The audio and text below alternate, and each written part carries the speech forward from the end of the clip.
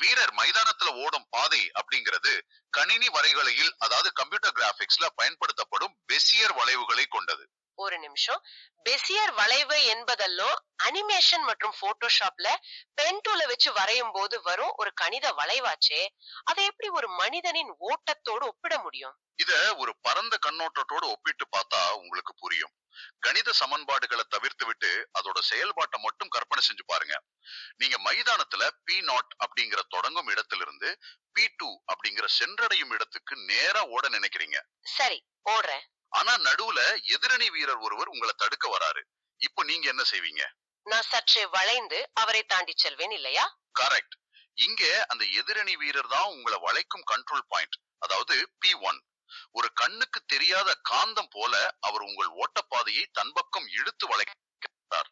உங்கள் வேகம் குறையாமல் அதே சமயம் எதிரியை தாண்டி செல்ல உங்கள் உடல் இயற்கையாகவே தேர்ந்தெடுக்கும் அந்த மென்மையான வளைவு பாதை தான் பேசியர் வளைவு.